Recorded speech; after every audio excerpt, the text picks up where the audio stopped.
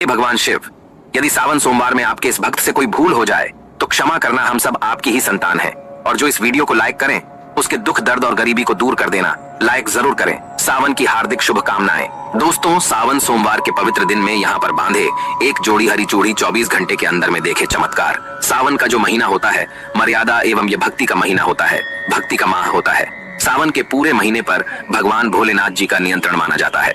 कालों के भी काल कहे जाने वाले महाकाल शिव शंभू को सावन का महीना बहुत ही खूबसूरत लगता है। इस समय सूखे पड़े बंजर, सूखे पड़े बाग खिलखिला उठते हैं, चारों ओर हरियाली ही हरियाली दिखाई होती है।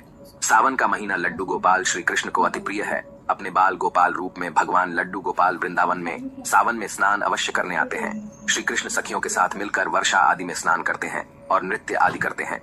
दोस्तों, ऐसा माना जाता है कि सावन के पूरे महीने भर भगवान भोलेनाथ जी की पूजा पाठ करने से वो शीघ्र ही प्रसन्न होते हैं। सावन का पूरा महीना भगवान भोलेनाथ का प्रिय महीना है। इसकी अनेक पौराणिक कथाएं एवं धार्मिक मान्यताएं भी हैं। दोस्तों, जनसाधारण लोग किसी और महीने में संयम नियम का पालन करें या न करें, लेकिन सावन के महीने में संयम एवं नियम का पालन जरूर करते हैं। सावन में जो लोग व्रत आदि करते हैं तो उन्हें पूरे महीने भर लहसुन प्याज तथा किसी का झूठा भोजन भी नहीं करना चाहिए, क्योंकि इस समय व्रतधारी भगवान शिव की शरण में होता है। तो आप कोई भी ऐसा पाप ना करें जिससे भगवान शिव क्रोधित हो जाएं। तो आज की जो वीडियो है बहुत ही सुंदर है, ज्ञानवर्धक जानकारी है। इस वीडियो को अपने फायदे के लिए जरूर पूरा देखना है, क्योंकि अधूरा ज्ञान हमेशा अधूरा फल ही देगा और भगवान शिव का अपमान भी माना जाएगा। इसलिए सावन के शुभ अवसर पर वीडियो को अंत तक जरूर देखें और कमेंट में अपनी राशि जरूर डाल दीजिएगा। यदि हमारे पास कोई उपाय होगा तो वह आकर हम आपके कमेंट के रिप्लाई में जरूर बताएंगे। सावन के महीने की विशेष महत्व कुछ इस प्रकार से है। दोस्तों, सावन के महीने में ही समुद्र मंथन हुआ था। सावन के महीने में ही माता लक्ष्मी उत्पन्न हुई थी और माता लक्ष्मी को धन की देवी का दर्जा सावन के महीने में ही प्राप्त हुआ था। सावन के महीने में ही भगवान भोलेनाथ भूलोक पर आ जाते हैं और भूलोक पर जिनके घर पर यथावश शिवलिंग रखा हुआ होता है तो उनके घर में भगवान आशिंक रूप में जरूर आते हैं। दोस्तों, इस माह में भगवान विष्णु योग निद्रा में चले जाते हैं तो सृष्टि का जो भार होता है वो भगवान भोलेनाथ संभालते हैं। तो आज की जो वीडियो का विषय है बहुत ही सुंदर है कि इस वृक्ष पर बांधे 2 जोड़ा हरी चूड़ी, आपकी हर इच्छा शीघ्र ही पूर्ण होगी। और इस वृक्ष पर सावन में अगर हरी चूड़ी बांधते हैं तो आपकी सभी मनोकामना शीघ्र ही पूर्ण होगी ही होगी और आपका आने वाला समय भी सुगमता पूर्वक से गुजरेगा और कैसी भी आपके जीवन में जो परेशानी चल रही हो वो परेशानी भी समाप्त हो जाएगी। अच्छी चूड़ी सभी समुदाय के लोग पहनते हैं। हिंदू, मुस्लिम, सिख, ईसाई सभी लोग अपने हाथों में चूड़ियां अवश्य धारण हैं। कोई इसे बैंगल्स बोलता है तो कोई इसे करें तो कोई इसे चूड़ी आदि बोलता है, लेकिन चूड़ी का महत्व सर्वप्रिय है। देवी देवताओं को अति आकर्षित करने वाली चूड़ियां मानी जाती हैं, खासकर माता रानी जो महिला चूड़ी पहनकर। दोस्तों, अगर आप भी भोलेनाथ के सच्चे भक्त हैं तो कमेंट बॉक्स में ओम नमः शिवाय जरूर लिखना और अगर आप भोलेनाथ से प्यार करते हैं तो एक लाइक जरूर करेंगे। दोस्तों, भगवान भोलेनाथ जी को ये 3 वृक्ष अत्यंत प्रिय है और इस वृक्ष की पूजा करने से शिव पूजा करने का ही फल प्राप्त होता है। दोस्तों, इस वृक्ष के बारे में शास्त्रों में ये भी कहा जाता है कि मनुष्य जाति के जन्म कल्याण के लिए स्वयं भगवान भोलेनाथ एवं माता पार्वती इन वृक्षों के रूप में भूलोक पर अवतरित हुए थे, अर्थात भूलोक पर जन्म लिया था। तो आइए इस वीडियो में जानते हैं सावन में हरी चूड़ी का महत्व। दोस्तों, हरा रंग सौभाग्य एवं उल्लास का प्रतीक माना जाता है जो मन को शीघ्र ही आनंदित करता है। हरा रंग प्रकृति का वो स्वरूप है। हरा रंग प्रकृति का स्वरूप माना जाता है और माता पार्वती भी प्रकृति है एवं भोलेनाथ को पुरुष माना जाता है। दोस्तों, हरे रंग का उदाहरण कुछ इस प्रकार से है जैसे सावन में भगवान शिव जी को चढ़ाए जाने वाले बेलपत्र, धतूरा, भांग एवं दूब हरे रंग की होती है। दोस्तों, प्रकृति निर्माण करने वाले भगवान भोलेनाथ हरे रंग से अति शीघ्र ही प्रसन्न होते हैं। सावन में जो महिला हरे रंग की चूड़ी पहनती है, हरे वस्त्र धारण करती है, उन्हें अखंड सौभाग्य की प्राप्ति होती है। दोस्तों, इसलिए कहा जाता है जितनी भी माताएं बहनें हैं उन्हें पूरे सावन के महीने में हरे रंग की चूड़ी जरूर पहननी चाहिए, हरे वस्त्र जरूर धारण करने चाहिए। सावन के महीने में जो माताएं बहनें भगवान भोलेनाथ की पूजा करती हैं, शिव पूजा करती है, ऐसी माता बहनों को हरे रंग के वस्त्र धारण करने चाहिए और भूलकर भी सावन के महीने में नीले और काले वस्त्र किसी भी महिला को कदापि नहीं पहनने चाहिए। ऐसा माना जाता है कि इस रंग के कपड़े पहनने से महिला के पति पर कष्ट आते हैं और उनके पति की आयु कम हो जाती है। तो दोस्तों, इस वृक्ष पर किसी भी सावन सोमवार के दिन या सावन में किसी भी समय जरूर बांधे हरी चूड़ी। दुर्भाग्य आपका सौभाग्य में बदल जाएगा।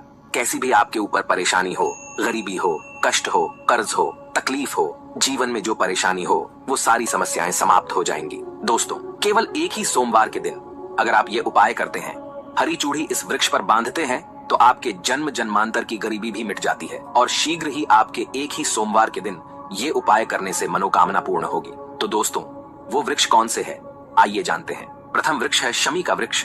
शमी के वृक्ष के बारे में ध्यान से सुनिएगा। तो शमी का वृक्ष माता पार्वती का एवं भगवान भोलेनाथ जी का मिश्रित स्वरूप कहा जाता है। इसलिए दोस्तों शमी के वृक्ष को उमा महेश्वर वृक्ष भी कहा जाता है।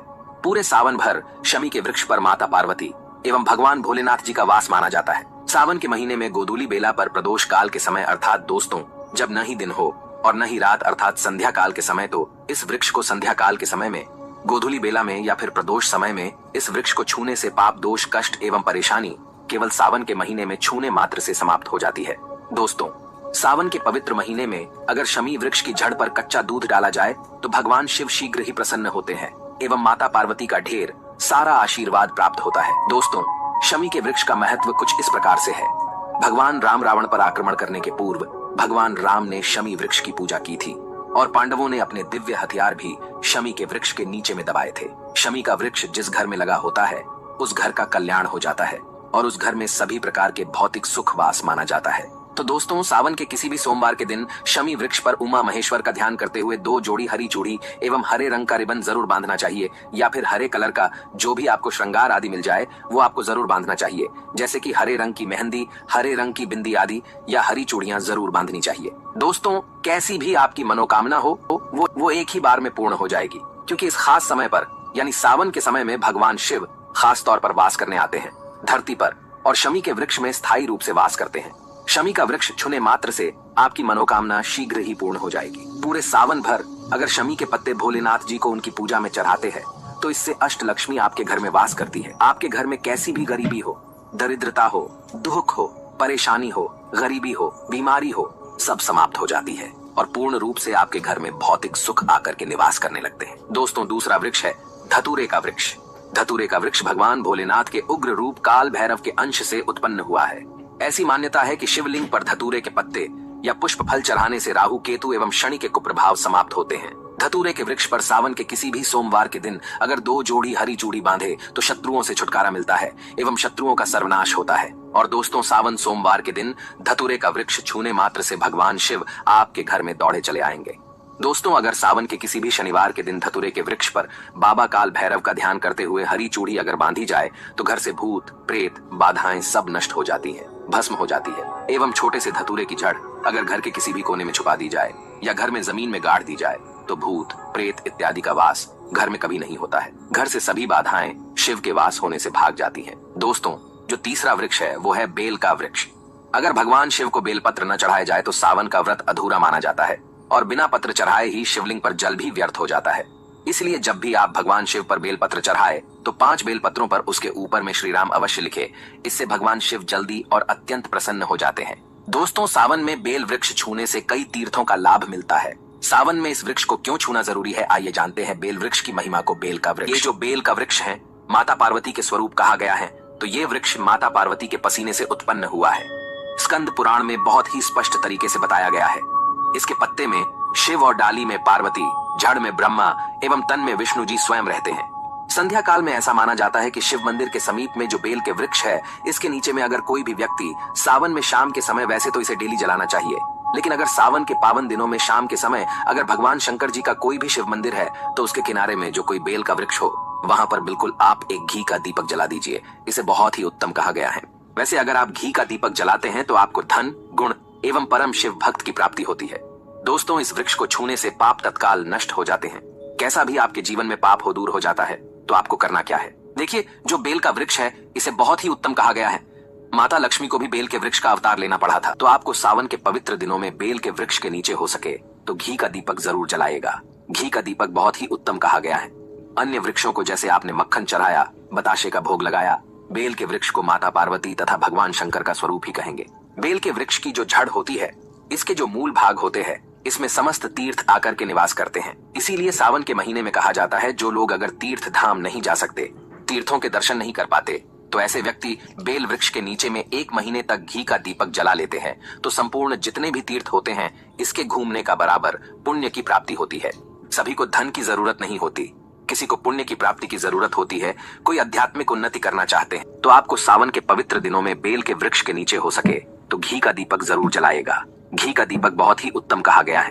अन्य वृक्षों को जैसे आपने मक्खन चढ़ाया, बताशे का भोग लगाया, बेल के वृक्ष को माता पार्वती तथा भगवान शंकर का स्वरूप ही कहेंगे। बेल के वृक्ष की जो जड़ होती है, इसके जो मूल भाग होते हैं, इसमें समस्त तीर्थ आकर के निवास करते हैं। इसीलिए सावन के महीने में कहा जाता है, जो लोग अगर तीर्थ धाम नहीं जा सकते, तीर्थों के दर्शन नहीं कर पाते, तो ऐसे व्यक्ति बेल वृक्ष के नीचे में 1 महीने तक घी का दीपक जला लेते हैं, तो संपूर्ण जितने भी तीर्थ होते हैं, इसके घूमने का बराबर पुण्य की प्राप्ति होती है। दोस्तों, अब करना क्या है? सावन के शुभ मंगल दिनों में इस वृक्ष को छूना है। माता पार्वती से प्रार्थना लगानी है कि हे माता पार्वती, आप ही शक्ति स्वरूपा है, लक्ष्मी है, धन की देवी है, आप ही संसार को चलाने वाली देवी है। इस प्रकार से प्रार्थना करते हुए इस वृक्ष को छूना है और बोलना है, मेरी गरीबी मिटाए, माता मेरी निर्धनता को मिटाए, मेरे जीवन में चल रही परेशानियां, सारी परेशानियों को दूर करें। इस प्रकार प्रार्थना करते हुए आपको एक कपूर और एक लौंग को भी जला देना है और एक काम जरूर करना है। जलाने के बाद इस वृक्ष को आपको बोलना है कि मैं भोग स्वरूप आपको धतूरे के पत्ते एवं धतूरे के फल समर्पित कर रहा हूँ, आप स्वीकार करें। दोस्तों, इस वृक्ष की जड़ के नीचे में भी आपको धतूरे के फल एवं पुष्प हैं तो पुष्प भी रख सकते हैं, फिर पत्ते रख दीजिए और अब वृक्ष आपको छूना है, प्रार्थना करते हुए कि हमारी गरीबी मिटाए, हमारी निर्धनता मिटाए, बिल्कुल ही आपके जीवन में कभी गरीबी नहीं आएगी। और एक प्रार्थना जरूर करना है, किसी की हाय लग गई हो, बददुआ लग गई हो, किसी का दोष लगा हो, जिसके कारण हमारी आध्यात्मिक उन्नति नहीं हो पा रही हो, तो आप जो है हाय, बददुआ एवं किसी का दोष लगा हो, उसे तुरंत दूर करें। शनि, राहु, केतु का अगर दुष्ट प्रभाव लग रहा हो, नवग्रहों में से कोई नवग्रह हमें पीड़ित कर रहा हो, या फिर किसी भी हमारे पूर्वजों द्वारा किसी भी प्रकार का हमें पितृ दोष लगा हो, क्योंकि पितृ दोष लगने के कारण व्यक्ति की आत्मिक उन्नति भी नहीं हो पाती, तो आप बोलना कि समस्त प्रकार के दोषों को आप दूर करें, अपने अंदर में खींच लीजिए और आप हमें दोष मुक्त कर दीजिए। तो इस प्रकार से आपको ये प्रार्थना करनी है। और एक काम आपको जरूर करना चाहिए, आपको सावन के समय धर्म शास्त्रों में कहा गया है, बहुत सारे लोग भी बताते हैं, हमारे गुरुजी भी कहा करते थे, सावन के दिन अगर बेल के वृक्ष की जड़ में मिश्रित युक्त मिश्री, जो मिश्री आती है खड़ी खड़ी, आप सभी दर्शकों को जरूर पता होगी, शक्कर टाइप की होती है, तो आपको मिश्री डाला हुआ दूध अगर आप इनकी जड़ में डालते हैं, तो ऐसा कहा गया है कि ऐसा व्यक्ति कभी निर्धन नहीं होता। ऐसे व्यक्ति के जीवन से किसी भी प्रकार से अगर लक्ष्मी रुष्ट हो चुकी हो, ऐसे व्यक्ति पर मां लक्ष्मी भी प्रसन्न होती है। ऐसे व्यक्ति के जीवन में धन का अभाव नहीं होता, ऐसे व्यक्ति फिर निरोग रहते हैं, निरोग काया प्राप्त होती है। आप चाहते हैं तो यही क्रिया नीम के वृक्ष पर भी कर सकते हैं। नीम के वृक्ष पर माता लक्ष्मी निवास करती है, समस्त दैवीय शक्ति निवास करती है। नीम के वृक्ष में अगर आप जो है सावन के शुभ मंगल दिनों में आपको एक गिलास या फिर एक लोटे सामर्थ्य के अनुसार तांबे के लोटे में आपको दूध डाल करके इनके अंदर जो है अभिषेक करना चाहिए, इनकी जड़ में डालना चाहिए, लेकिन आपको मीठा दूध ही डालना है, मिश्री मिला हुआ दूध आपको चढ़ाना है, इनकी जड़ में डालना है और गरीबी मिटाने की प्रार्थना करनी है। या फिर जिन लोगों पे कर्जे का भार है, वो लोग बोल सकते हैं कि हमारे कर्जे का भार दूर हो, या फिर जीवन में जो किसी भी प्रकार की जो परेशानी है, वो परेशानी भी बोल देना। वो परेशानी तत्काल ये वृक्ष समाप्त करते हैं और आपको इसे छू करके आ जाना है। दोस्तों, सावन में आप इन वृक्षों को जरूर छुएं, आपका कायाकल्प हो जाएगा। भगवान शिव आपके ऊपर मेहरबान हो जाएंगे, आपकी भक्ति की कामना आराधना पूर्ण हो जाएगी। तो अगर आप महादेव की कृपा प्राप्त करना चाहते हैं और उन्हें अपने घर पर बुलाना चाहते हैं, तो कमेंट बॉक्स में लिखें, भगवान शिव आपका स्वागत है हमारे घर में। हर हर महादेव, ओम नमः शिवाय।